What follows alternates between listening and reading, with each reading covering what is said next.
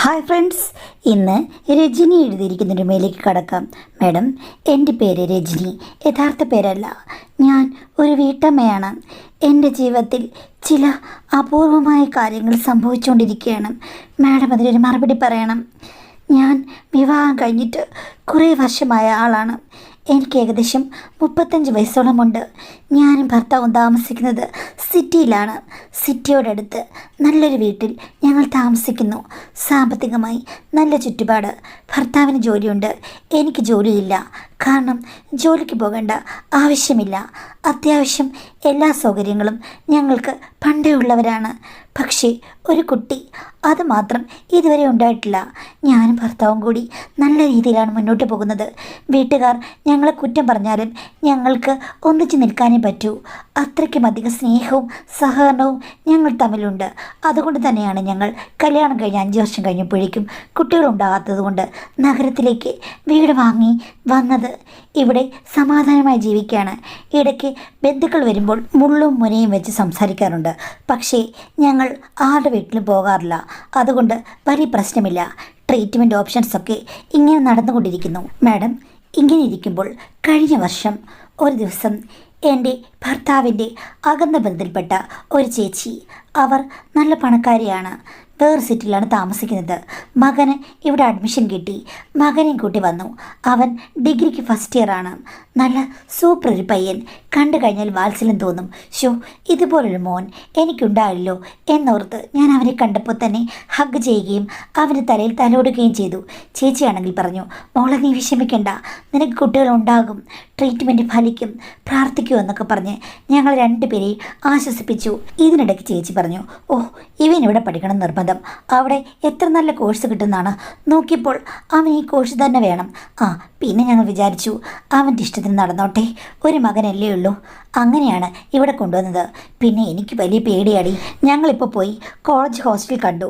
നല്ലൊരു കൂറ്റിൻ കെട്ടിടമാണ്. ഇഷ്ടം പോലെ ആമ്പിളേരവിടെ പഠിക്കുന്നുമുണ്ട്, താമസിക്കുന്നുമുണ്ട്. എങ്കിലും എനിക്കൊരു പേടി.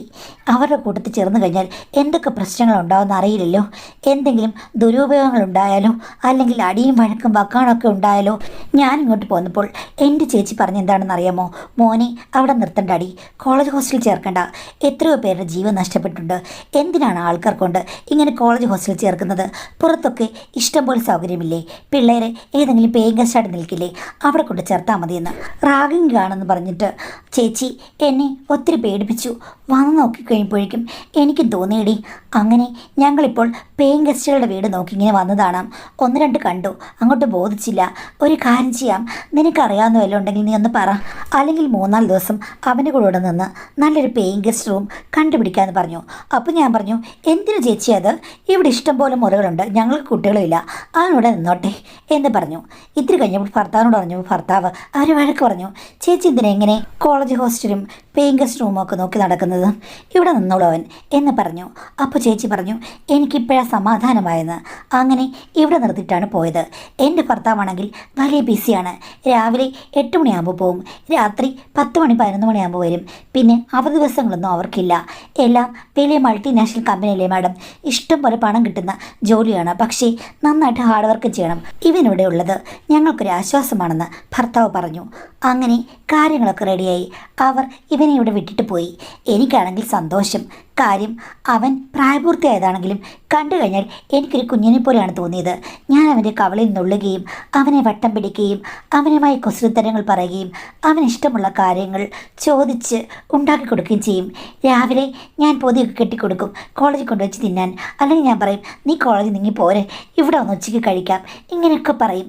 ഞങ്ങൾ രണ്ടും കൂടി പെട്ടെന്നങ്ങ് ജെല്ലായി. സത്യം പറഞ്ഞാൽ എൻ്റെ ജീവിതത്തിൽ സംഭവിച്ച വലിയൊരു മാറ്റമായിരുന്നു.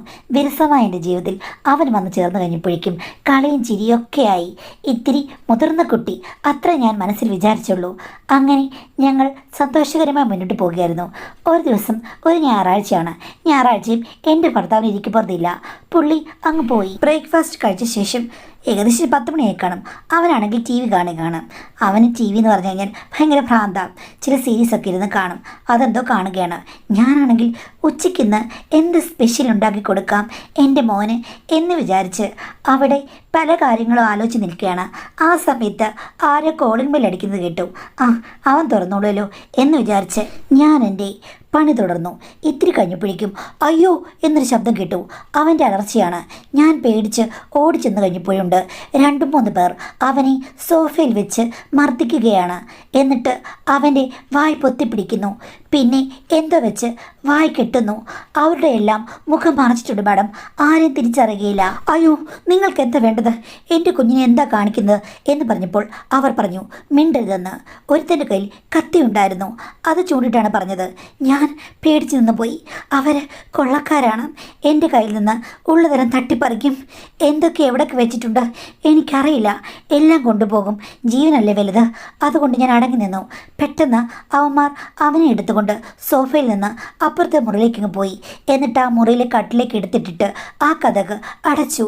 എന്നിട്ട് എൻ്റെ അടുത്ത് വന്നിട്ട് പറഞ്ഞു മര്യാദയ്ക്ക് നിന്നോണം. ഞങ്ങൾ പറഞ്ഞത് അനുസരിക്കണമെന്ന് പറഞ്ഞു. ഞാൻ ഒന്നും മിണ്ടിയില്ല.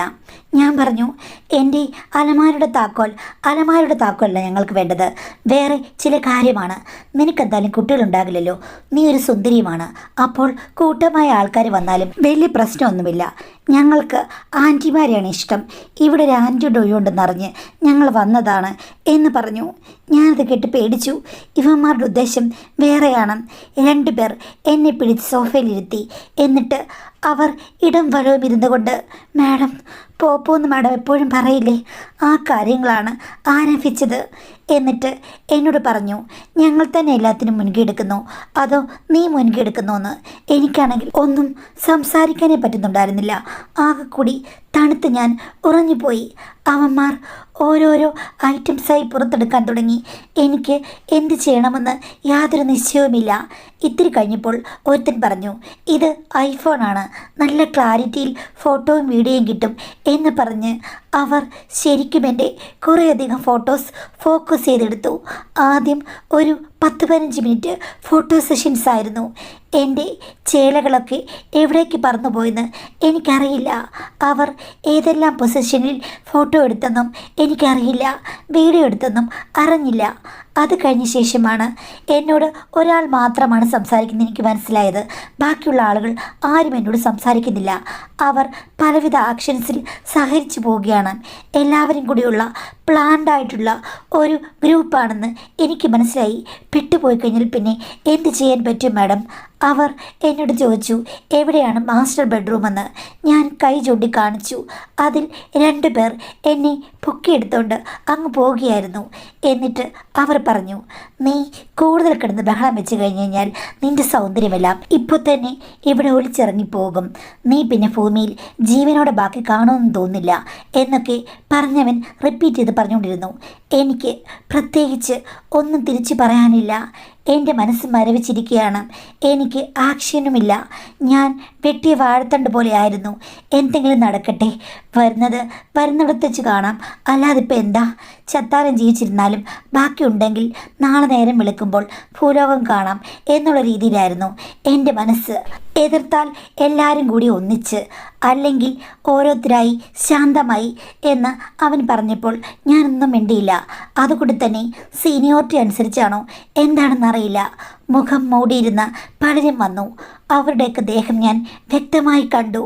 അവരുടെ ദേഹത്തിൻ്റെ പ്രത്യേകതകൾ എനിക്ക് ഉള്ളിൻ്റെ ഉള്ളിൽ അനുഭവിച്ചറിയാനും പറ്റി. അവർക്കാർക്കും എന്നെ ആക്രമിക്കാൻ ലക്ഷ്യമില്ലെന്ന് എനിക്ക് മനസ്സിലായി. അങ്ങേയറ്റമുള്ള ആസ്വാദനമാണ് അവർക്ക് ലക്ഷ്യം. പക്ഷേ നമ്മുടെ മനസ്സിൽ അങ്ങനെയുള്ള കാര്യങ്ങളുടെ വിചാരമില്ലല്ലോ. അതുകൊണ്ട് എനിക്കത് ഒട്ടും ഉൾക്കൊള്ളാനായില്ലെന്നേ ഉള്ളൂ. അവർ ഇടവും വലവും നിന്ന് അവരുടെ ഇഷ്ടങ്ങൾ പ്രകടിപ്പിച്ചുകൊണ്ടിരുന്നു. ആരുടെയും ജീവിതത്തിൽ നടക്കാൻ പാടില്ലാത്ത കാര്യമാണ്. ഈ ട്രെയിൻ ഒരിക്കലും നിർത്തില്ല എന്നുള്ള രീതിയിലായിരുന്നു കുടുങ്ങിക്കൊണ്ടിരുന്ന ആ റൂമിൻ്റെ അവസ്ഥ എനിക്ക് പിന്നീട് ഒന്നും ഓർമ്മയില്ല. ആരൊക്കെ വന്നു, എന്തൊക്കെ വന്നു, എപ്പോൾ നിർത്തി, എങ്ങനെ പോയി എന്നൊന്നും എനിക്കറിയില്ല. മണിക്കൂറുകളോളം നീണ്ട ഒരു പ്രയാണമായിരുന്നു അത്. പക്ഷേ അതിനിടയ്ക്ക് അവർ കളിയാക്കി ചിരിക്കുന്നത് കേട്ടു. ഒന്നും വേണ്ട, ഒന്നും ഇഷ്ടമില്ല എന്ന് പറഞ്ഞ കള്ളിയുടെ ചില ലക്ഷണങ്ങൾ കണ്ടില്ലേ, ഒരു പ്രശ്നവുമില്ല എന്ന് പറഞ്ഞ് അവർ അതിൻ്റെ സിഗ്നലൊക്കെ ഫോക്കസ് ചെയ്ത് വീഡിയോ എടുക്കുന്ന കഴിഞ്ഞപ്പോൾ എനിക്ക് തന്നെ നാണക്കേടായി. ശരിയാണ്, നമ്മൾ എത്രയൊക്കെ പറഞ്ഞെന്ന് പറഞ്ഞാലും ഏത് സിറ്റുവേഷനിലാണെങ്കിലും അവർ ആസ്വാദനങ്ങളുടെ അങ്ങേ തലക്കിൽ കൊണ്ടുപോകുമ്പോഴേക്കും നമ്മൾ ചിലപ്പോൾ അറിയാതെ ഉള്ളിൻ്റെ ഉള്ളിൽ ഉറവക്കണ്ണുകൾ പൊട്ടിയൊഴുകില്ലേ മാഡം എന്ന് പറഞ്ഞതുപോലുള്ള കാര്യങ്ങൾ എനിക്കിതിനിടയ്ക്ക് സംഭവിച്ചിട്ടുണ്ട്. ഇല്ലെന്നൊന്നും ഞാൻ പറയുന്നില്ല, എങ്കിലും അത് നല്ലൊരു അനുഭവമാണെന്ന് എനിക്കൊരിക്കലും പറയാൻ പറ്റുകയില്ല. വീഡിയോസൊക്കെ എടുത്തു, എല്ലാവരുടെയും ഘട്ടം പൂർത്തിയാക്കി. അത് കഴിഞ്ഞ ശേഷം സംസാരിച്ചവൻ എന്നെ കൊണ്ടുവന്ന് ഫോട്ടോ വീഡിയോ എല്ലാം കാണിച്ചു. ഞാൻ മുഖം തിരിച്ചു. അപ്പോൾ അവർ പറഞ്ഞു, ശരിക്കും കാണ്, ഞങ്ങൾക്ക് ഇനിയും വരേണ്ടതാണ്, ഇതെല്ലാം ഞങ്ങളുടെ കയ്യിൽ ഭദ്രമാണ്. ഇനി ആരോടെങ്കിലും ഇത് പറയാനോ ഏതെങ്കിലും രീതിയിൽ പ്രശ്നമുണ്ടാക്കാനോ വന്നു കഴിഞ്ഞാൽ ഇതെല്ലാം ഇപ്പം തന്നെ ഇവിടെ ഇരുന്ന് സോഷ്യൽ മീഡിയയിലേക്ക് സ്പ്രെഡ് ചെയ്യുമെന്ന് പറഞ്ഞു. അപ്പോൾ വേറൊരുത്തനും വന്ന് കാതിലെന്തോ പറയുന്നു. അപ്പോൾ അവൻ എന്നോട് പറഞ്ഞു, ഇവൻ പറഞ്ഞത് ഇപ്പം തന്നെ എല്ലാം അങ്ങ് സ്പ്രെഡ് ചെയ്യുക, അതാണ് നല്ലത് എന്നാണ് അവനിപ്പോൾ എൻ്റെ കാതിൽ പറഞ്ഞത്. പക്ഷേ ഞാൻ അവനെ അനുകൂലിക്കുന്നില്ല. നിങ്ങൾ ഇനിയും സഹകരിക്കും, ഇനിയും ഞങ്ങൾ വരുമ്പോൾ നിങ്ങൾ ഇതേപോലെ തന്നെ ഞങ്ങളുടെ കൂടെ കഴിയും. അതിനു വേണ്ടിയിട്ട് ഞാൻ നിങ്ങൾക്ക് ഒരവസരം കൂടി നൽകുകയാണ്. മറ്റു പ്രശ്നങ്ങളൊന്നും നിങ്ങൾക്കില്ലല്ലോ എന്ന് ചോദിച്ചു. ഞാൻ പറഞ്ഞതൊന്നും പുറത്തുവിടരുത്, എൻ്റെ ജീവിതം തകർക്കരുതെന്ന്. തകർക്കില്ല, നിങ്ങൾ ശരിയായ രീതിയിൽ അങ്ങ് നിന്നാൽ മതി. അപ്പോൾ ഇപ്പോൾ പോവുകയാണ്. പിന്നെ മെയിൻ ഫോട്ടോസും വീഡിയോസുമൊക്കെ നിങ്ങളുടെ വീട്ടിൽ വളർത്തുന്ന ചെക്കൻ്റെ കയ്യിലേക്ക് ഞാൻ അയച്ചു കൊടുക്കാം. അതിടയ്ക്കിടയ്ക്ക് ഒന്ന് കാണണം. അപ്പോൾ നിങ്ങൾക്ക് മനസ്സിലാകും ഇതൊക്കെ പുറത്തു പോയുള്ള അവസ്ഥ. അവർ അപ്പുറത്തേക്ക് പോയി. അവനെയും കൊണ്ട് തിരിച്ചു വന്നു. അവൻ്റെ മൊബൈലിലേക്ക് അവരെല്ലാം കൊടുത്തു. അത് കഴിഞ്ഞ ശേഷം അവർ പോവുകയും ചെയ്തു. മാഡം, നിനക്കൊന്നും പരാതിയില്ലെന്ന് അവനോട് ചോദിച്ചു. ആരോടും ഞങ്ങളൊന്നും പറയില്ല, ഇനി ഉപദ്രവിക്കരുത്, പോയി തന്നാൽ മതി, ഒന്നും പുറത്തുവിടരുത് എന്നൊക്കെ അവൻ പറഞ്ഞു. അവർ പോവുകയും ചെയ്തു. മാഡം, ഞാൻ ഒരു വിധത്തിൽ നാണം മറച്ചിരിക്കുകയായിരുന്നു.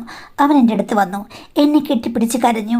സാരമില്ല, അറിയാതെ സംഭവിച്ചു പോയതല്ലേ. ഞാൻ ഓർത്തു അവരെന്തെങ്കിലും കട്ടെടുക്കാൻ വന്നായിരിക്കുമെന്ന്, പക്ഷെ അവരുടെ ഇതാണെന്ന് അറിഞ്ഞില്ല എന്നൊക്കെ പറഞ്ഞ് അവൻ്റെ സെൻറ്റിമെൻറ്റ്സോടായി കഴിഞ്ഞപ്പോഴേക്കും ഞാൻ അവനെ ചേർത്ത് നിർത്തി കുറേ കരഞ്ഞു. നമുക്കിത് ആരോടും പറയണ്ട, ആരും അറിയണ്ട എന്നൊക്കെ അവൻ പറഞ്ഞു. ഞാൻ പറഞ്ഞു, ശരി മോനെ, നമുക്ക് ആരോടും പറയണ്ട, ചേട്ടനോടും പറയണ്ട, എല്ലാം നമുക്ക് സഹിക്കാമടാ, നമ്മൾ മാത്രം അറിഞ്ഞാൽ മതി. നിൻ്റെ കയ്യിലുള്ള വീഡിയോ അത് ഡിലീറ്റ് ചെയ്തേക്കണേ. ചേട്ടൻ വൈകിട്ട് വരുമ്പോൾ ഒന്നും നടന്നായിട്ട് മോൻ ഭാവിക്കരുതേ എന്ന് പറഞ്ഞു. അപ്പോൾ അവൻ പറഞ്ഞു, ഇല്ല, ആദ്യം നമുക്ക് ഈ ബെഡ്ഷീറ്റെല്ലാം വൃത്തിയാക്കാം. കണ്ടില്ലേ ഇതെന്താ ഒത്തിരി പടർന്നതാണെന്ന് പറഞ്ഞു. ഞാൻ നോക്കിയപ്പോൾ ശരിയാണ്, 4-5 പേരില്ലേ മാഡം, അത് 2 ദിവസം സോപ്പ് വെള്ളത്തിലിട്ടാൽ പോലും അലിഞ്ഞു പോകുമെന്ന് തോന്നില്ല. അതേപോലെയായിരുന്നു, അതിഭീകരം. ഞാൻ കടന്നുപോയ കാര്യങ്ങൾ ഞാൻ ഓർത്തു. എനിക്കതൊരു ഞെട്ടലായിരുന്നു.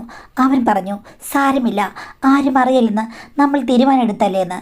ഭർത്താവിനോട് നോർമലായി പെരുമാറാൻ ഞാൻ ഒത്തിരി പാടുപെട്ടു. പിന്നീട് 2 ആഴ്ച കഴിഞ്ഞപ്പോൾ അവർ അവനെ വിളിച്ചെന്നും അവർ 2 മണിക്ക് വരുമെന്നും പറഞ്ഞു. ഞാൻ എന്ത് ചെയ്യാനാണ്? അന്നും അവർ വന്ന് വീടിനകത്ത് കയറിയപ്പോഴേ മുഖം മറച്ചിട്ടാണ് വന്നത്. അങ്ങനെ ആ ഒരു ദിവസവും എനിക്ക് കഴിയേണ്ടി വന്നു.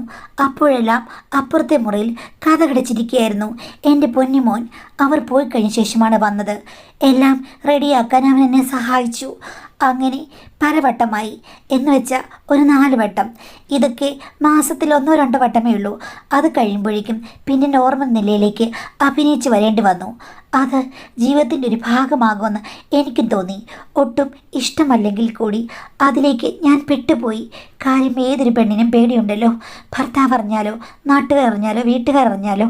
അങ്ങനെ ഇവനും എൻ്റെ കൂടെ ഉണ്ടല്ലോ, അതെനിക്കൊരു ധൈര്യമായിരുന്നു. ഒരു ദിവസം പറഞ്ഞു, അവൻ്റെ 4-5 കൂട്ടുകാരങ്ങോട്ട് വരുന്നുണ്ടെന്ന്. ഞാൻ പറഞ്ഞു, വാ, നമുക്കെന്തെങ്കിലും വെച്ച് കഴിക്കാൻ മോനെ, എത്ര നാളായി ഇവിടെ ആളുകൾ ഒത്തിരി വന്നിട്ട്. അപ്പോൾ അവർ വന്നു. മാഡം, വന്നു കഴിഞ്ഞപ്പോഴേക്കും അതിൽ ഒരാൾ മാത്രം സംസാരിക്കുന്നില്ല. എനിക്കാണെങ്കിൽ എന്തോ ഒരു വശപ്പിശക തോന്നി. കാര്യം നമുക്ക് പലപ്പോഴും നമ്മുടേതായ ചില സ്വഭാവ ഗുണങ്ങളില്ലേ, ചില കാര്യങ്ങൾ നമുക്ക് ഒന്നും പറയാതെ തന്നെ മനസ്സിലാക്കാം. അവരുടെ ചലനങ്ങളിൽ നിന്ന് എനിക്ക് മനസ്സിലായി, ശരിക്കും അന്ന് വന്നവർ പിന്നീട് വന്നവർ എല്ലാം ഇവർ തന്നെയാണ്, വേറെ ആരുമല്ല. അവരുടെ ദേഹത്തിൻ്റെ ഷേപ്പ്, മറ്റു കാര്യങ്ങൾ ഒക്കെ എനിക്ക് മനസ്സിലായി.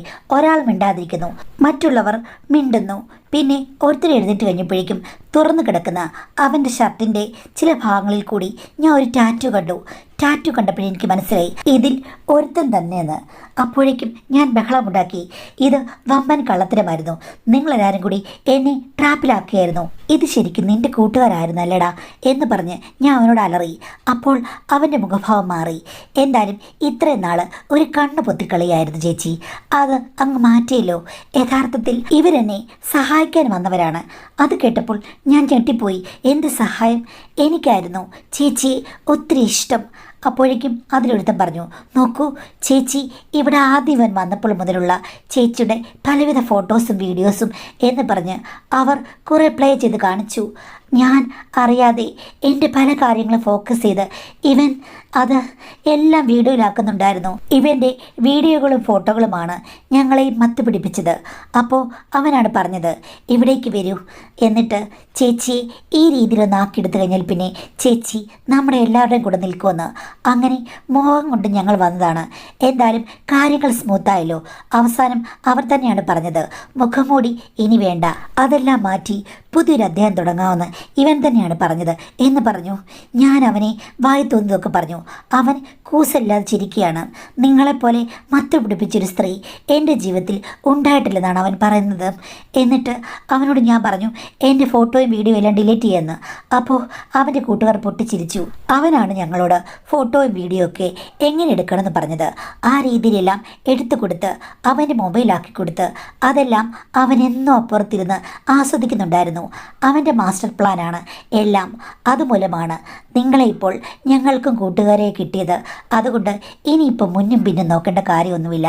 അവനും കളത്തിലിറങ്ങേണ്ട സമയമായി. ഞങ്ങൾ ഇത് സൂക്ഷിക്കും, പുറത്തെങ്ങും വിടുകയില്ല. പക്ഷേ നിങ്ങൾ ഞങ്ങളുടെ കൂടെ തന്നെ നിൽക്കണം. പ്രത്യേകിച്ച് അവൻ്റെ ഇഷ്ടങ്ങൾക്കും നിങ്ങൾ വഴിവാതിൽ തുറന്നു കൊടുക്കാനുള്ള പുണ്യമുഹൂർത്തമായി. ഇനി മുന്നും പിന്നും നോക്കേണ്ട യാതൊരു കാര്യമില്ലെന്ന് പറഞ്ഞു. ഞാൻ വേണ്ട വേണ്ട മോനെ, നിന്നെ ഞാൻ അങ്ങനെയൊന്നും കണ്ടിട്ടില്ലെന്ന് പറഞ്ഞു. അതൊക്കെ എല്ലാം ശരിയാകും. ഇത്രയും ആളുകളെ എല്ലാം ശരിയാക്കിയെടുക്കാൻ പറ്റുന്ന ചേച്ചിക്ക് എന്നെയും പറ്റും. അമ്മയുടെ സ്ഥാനമൊക്കെ എടുത്തങ്ങ് കളാം. ഇനിയിപ്പോൾ അമ്മയുടെ സ്ഥാനമാണെങ്കിൽ അത്രയും നല്ലത്. അത് ഞങ്ങളുടെ സങ്കല്പത്തിന് കൂടുതൽ മാറ്റിക്കൂട്ടുമെന്ന് പറഞ്ഞ് അവൻ അന്ന് എന്നെ നയിച്ചു. ഞാൻ അവനോട് വേണ്ടാന്ന് പറഞ്ഞതാണ്. അപ്പോൾ അവൻ പറഞ്ഞു, എൻ്റെ കൊതി ചേച്ചിക്ക് അറിയില്ല എന്ന് പറഞ്ഞു. അവൻ്റെ സ്വഭാവ രീതികൾ കണ്ട് ഞാൻ അത്ഭുതപ്പെട്ടു പോയി. ആ ചെക്കന്മാർ സത്യം പറഞ്ഞു കഴിഞ്ഞാൽ പാവങ്ങളാണെന്ന് തോന്നും. ഇവൻ അങ്ങനെയല്ല. എന്നോട് അവന് അതീവ താല്പര്യം, അതും ഓവറായി ഭ്രാന്തമായ താല്പര്യമുണ്ടെന്ന് അന്നെനിക്ക് മനസ്സിലായി. ഒരു പുരുഷനും പലപ്പോഴും മടിക്കുന്ന കാര്യങ്ങളൊക്കെ അവൻ ഈസിയാണ്. കാര്യം എന്തെങ്കിലും വൃത്തിയും വൃത്തികേടുമൊക്കെ മനുഷ്യൻ്റെ മനസ്സിലുണ്ടെങ്കിൽ അതുപോലും കവച്ചു വയ്ക്കുന്ന രീതിയിലായിരുന്നു അവൻ്റെ ഭ്രാന്തമായ സ്നേഹപ്രകടനങ്ങൾ. എനിക്ക് ഒന്നും ബാക്കി ചെയ്യാനില്ലായിരുന്നു. എല്ലാത്തിനും ഞാൻ വശംവദയായി ജീവിക്കേണ്ടി വന്നു മാഡം. ഈ ഒരു സംഭവത്തോടുകൂടി അവന് കൂടുതൽ സാന്ദ്രമായി. ഞാനും അവനും മാത്രമല്ലേ ഉള്ളൂ വീട്ടിൽ. ഭർത്താവ് പോയി കഴിയുന്ന ഉടനെ തന്നെ അവൻ എൻ്റെ അടുത്ത് വരും. നമുക്ക് രംഗവേദിയിലേക്ക് പോകാമെന്ന് പറയും. വേണ്ട മോനെ, ഇന്ന് വയ്യാന്ന് പറഞ്ഞാലും അവന് പറയും എൻ്റെ ഇഷ്ടം, അത് കഴിഞ്ഞിട്ട് മതി ബാക്കിയുള്ള വീട്ടുപണി. വയ്യെങ്കിൽ ഒന്നും വേണ്ട, നമുക്ക് എല്ലാം ഓർഡർ ചെയ്യാം എന്ന് പറയും. അവൻ്റെ കയ്യിൽ പണം ഇഷ്ടം പോലെ ഉണ്ടല്ലോ. പക്ഷേ എനിക്ക് ചില സമയത്തൊക്കെ തീരെ പറ്റില്ലെന്ന് പറഞ്ഞാലും അവന് വാശി പിടിക്കും. അങ്ങനെ അവൻ്റെ കൺട്രോളിൽ കൂടിയാണ് ഞാൻ കടന്നു പോകുന്നത്. പകൽ മുഴുവനും അവൻ, പിന്നെ രാത്രിയിൽ ഭർത്താവിനെയും പല സമയത്ത് ഞാൻ ബോധിപ്പിക്കേണ്ടി വരും. എല്ലാം കൂടെ ആകുമ്പോൾ എനിക്ക് ഹെവി വർക്ക് ലോഡെന്ന് വേണമെങ്കിൽ പറയാം മാഡം. അത്രയ്ക്കും തകർന്ന സിറ്റുവേഷനിലാണ്. ചിലപ്പോഴൊക്കെ ഇപ്പോൾ അവൻ്റെ കൂട്ടുകാരും കൂട്ടമായി വരും. അപ്പോൾ അത് ഞാൻ മാനേജ് ചെയ്യണം. എനിക്ക് ഇത് ഇഷ്ടമാണെന്ന് ചോദിച്ചു കഴിഞ്ഞാൽ അങ്ങനൊന്നും പറയാൻ പറ്റില്ല. ഞാൻ അത് സഹിച്ച് കടന്നു പോവുകയാണ്. എനിക്ക് ഈ സിറ്റുവേഷൻ എങ്ങനെ ഹാൻഡിൽ ചെയ്യണമെന്ന് അറിയില്ല മാഡം. അതുകൊണ്ടാണ് മാഡത്തിന് രഹസ്യമായി ഊരും പേരും ഒന്നുമില്ലാതെ ഞാനൊരു ഇമെയിൽ അയക്കുന്നത് എന്നാണ് പറഞ്ഞിട്ടുള്ളത്. ഇത് കേൾക്കുമ്പോൾ എല്ലാവർക്കും തോന്നുന്നത് എന്താണ്? ഇത് സിനിമ സ്റ്റോറി തന്നെ, ഒരു ഹോളിവുഡ് പടത്തിലുള്ള ഒരു മിസ്റ്ററി സ്റ്റോറി. അതല്ലേ ഇത് യഥാർത്ഥ കഥയല്ല എന്ന് പറയും. നമുക്ക് യഥാർത്ഥ കഥ വേണമെന്നില്ല, ഫിക്ഷണൽ കഥയാണെങ്കിൽ മതി. പക്ഷെ ഒന്ന് ഓർക്കുക, നമ്മുടെ കഥകളെയും വെല്ലുന്ന കാര്യങ്ങൾ യഥാർത്ഥ ജീവിതത്തിൽ സംഭവിക്കാം. കഴിഞ്ഞ ഒരു ദിവസം നമ്മൾ തന്നെ പത്രത്തിൽ വായിച്ചുകൊണ്ടിരിക്കുകയാണ്, അല്ലെങ്കിൽ ടി വിയിൽ കണ്ടുകൊണ്ടിരിക്കുകയാണ്. ഒരു കൊച്ചു പെൺകുട്ടി, അവൾ ജീവിതത്തിൽ 10-60 പേരിൽ നിന്നാണ് ദുരനുഭവങ്ങൾ താങ്ങേണ്ടി വന്നത്. അപ്പോൾ ഇതേപോലെ തന്നെ വീഡിയോയും ഫോട്ടോ ഒക്കെ അവൾക്ക് പേടിയായതുകൊണ്ട് അത് മറച്ചു വെച്ചതുകൊണ്ടാണ് ഇത്രയും നീണ്ട കാലം അത്തരം ഒരു കാര്യങ്ങൾക്ക് വിധേയാകേണ്ടി വന്നത്. അപ്പോൾ അത് നടക്കുന്നില്ല നമുക്ക് പറയാൻ പറ്റുന്നില്ല. ഇവിടെ ഈ പറഞ്ഞതുപോലെ ഫോട്ടോയെ വീഡിയോയെ പേടിക്കുന്ന ആളുകൾ എത്രയോ പേരാണ് ദുരിതങ്ങളിൽപ്പെട്ട് ഒഴുകുന്നത്, ജീവൻ നഷ്ടപ്പെടുത്തുന്നത്, പണം നഷ്ടപ്പെടുത്തുന്നത്, മാനം പോകാതിരിക്കാൻ വേണ്ടിയിട്ട് എന്തെല്ലാം കാര്യങ്ങൾ ആളുകൾ മറച്ച് എന്തെല്ലാം അവസ്ഥകളിൽ കൂടി കടന്നു പോകുന്നത് നമുക്കറിയില്ല. അപ്പം ഇതിപ്പോൾ ഫിക്ഷണലാണെങ്കിലും യഥാർത്ഥത്തിൽ ഇതിനേക്കാൾ വലിയ ട്രാപ്പുകളിൽ ആളുകൾ അകപ്പെട്ടു പോകാറുണ്ട്. അപ്പോൾ എനിക്ക് പറയാനുള്ളത്, നമ്മുടെ ശരീരത്തിൻ്റെ വീഡിയോ ഫോട്ടോ അതൊക്കെ ആരെടുത്തേക്കാം, എടുക്കാതിരുന്നേക്കാം, നമുക്ക് പറയാൻ പറ്റില്ല. ഒരു സിറ്റുവേഷനിൽ അങ്ങനെ അകപ്പെട്ടു പോയി കഴിഞ്ഞാൽ അതുമാത്രം ആ ഒരു കാര്യം ആളുകൾ കണ്ടതുകൊണ്ട് നമ്മുടെ ജീവിതം മുഴുവനും തകർന്നു പോകും. അല്ലെങ്കിൽ അതുമാത്രമാണ് നമ്മുടെ ജീവിതത്തിലെ ഏറ്റവും വലിയ കാര്യം എന്ന് വിചാരിച്ചു കഴിഞ്ഞാൽ നമുക്ക് പിന്നീട് ആ മൊമെൻറ്റിൽ നിന്ന് അപ്പുറത്തേക്ക് പോകാൻ പറ്റുകയില്ല. നിങ്ങൾക്ക് തീർത്തും ഇഷ്ടമില്ലാത്ത കാര്യങ്ങൾ നിങ്ങൾ ജീവിതത്തിലുടനീളം സഹിക്കേണ്ട കാര്യമില്ല. അപ്പോൾ ഹസ്ബൻഡിനോട് ആദ്യം പറയുക, ഇനിയിപ്പം ഭൂമി എങ്ങനെ രണ്ടായിട്ട് പിളർന്നു പോയെങ്കിൽ അങ്ങ് പോട്ടെ എന്ന് വിചാരിക്കുക. അതല്ലാതെ രക്ഷപ്പെടാനുള്ള വഴി നമുക്ക് വേറെ അധികമില്ല. കാരണം നമ്മൾ ആരുടെങ്കിലും പറഞ്ഞ് നമുക്ക് വേണ്ട സഹായങ്ങൾ കിട്ടിയെങ്കിൽ മാത്രമേ ഇത്തരം കാര്യങ്ങളിൽ നിന്നൊരു സ്ത്രീക്ക് പുറത്ത് കടക്കാൻ പറ്റുകയുള്ളൂ. ഭർത്താവിന് നിങ്ങളെ മനസ്സിലാക്കാൻ പറ്റും. പിന്നെ നിങ്ങളെ പേടിപ്പിച്ച് അല്ലെങ്കിൽ ഇങ്ങോട്ട് സിറ്റുവേഷന് വന്നെന്ന് പറഞ്ഞു കഴിഞ്ഞാൽ എന്താണ്, ആ സമയത്ത് നിങ്ങളുടെ ഭർത്താവ് ഉടനെ നീയാണ് കുറ്റക്കാരി എന്ന് പറഞ്ഞു കഴിഞ്ഞാൽ അങ്ങേര് എത്ര മോശപ്പെട്ട മനുഷ്യനാണ്. ആദ്യം നിങ്ങളുടെ ഭർത്താവിനെ മനസ്സിലാക്കി നിങ്ങളുടെ ഭർത്താവിനോട് പറയുക, ഇതേപോലെ ഈ ചെക്കൻ്റെ നടപടിക്രമങ്ങൾ ഒട്ടും ശരിയല്ല, ഇവനെ സൂക്ഷിക്കണം, ഇവനെ ഇവിടെ നിന്ന് മാറ്റണം എന്ന് പറയുക. അപ്പോൾ ചോദിക്കുമ്പോൾ പറയാവുന്ന കാര്യങ്ങൾ അതിൻ്റെ വ്യാപ്തി കൂട്ടാതെ തന്നെ പറയുക. അങ്ങനെ കാര്യങ്ങൾക്കൊരു തുടക്കം കുറിക്കാം. പിന്നെ അവർ വന്നു കഴിഞ്ഞാൽ ഇവനാണെങ്കിൽ കൂടിയും ഇഷ്ടമില്ലാത്ത കാര്യത്തിന് നോ പറയുക. കുറച്ച് വീഡിയോയും ഫോട്ടോ ഒക്കെ അല്ലേ, ശരി നീ അത് പുറത്ത് വിടുക, അതിൻ്റെ ഭവിഷ്യത്ത് നിനക്കും വരും. കാര്യം നിങ്ങളൊരു സ്ത്രീയാണല്ലോ, സ്ത്രീക്ക് ശക്തമായ നിയമങ്ങളുള്ള ഒരു സമൂഹമാണിത്. അപ്പോൾ അതിൻ്റെ രീതിയിൽ പറഞ്ഞ് പ്രതികരിക്കാൻ സ്ത്രീകൾ എപ്പോഴും പഠിക്കണം, പുരുഷന്മാർ മനസ്സിലാക്കണം. കാര്യം എല്ലാ സമയത്തും എല്ലാവരെയും ദ്രോഹിക്കുന്ന ഒരു മെൻറ്റാലിറ്റി എടുക്കരുത്, പ്രത്യേകിച്ച് സ്ത്രീകളോട്. അത് പറഞ്ഞതുപോലെ ആർക്കും നല്ല കാര്യമല്ല എന്നുള്ളത് മനസ്സിലാക്കണം. പുരുഷനെ ദ്രോഹിക്കുന്നത് നല്ലതല്ല.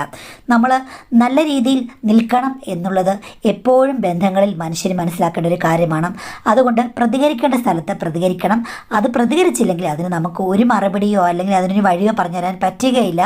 അതുകൊണ്ട് പ്രതികരണം ആദ്യം തുടങ്ങുക. നിങ്ങളുടെ ജീവിതത്തിൽ നല്ലതേ വരികയുള്ളൂ.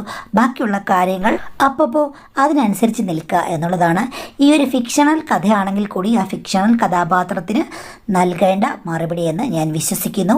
അപ്പോൾ അടുത്ത കത്തിൽ കാണാം. നമസ്കാരം.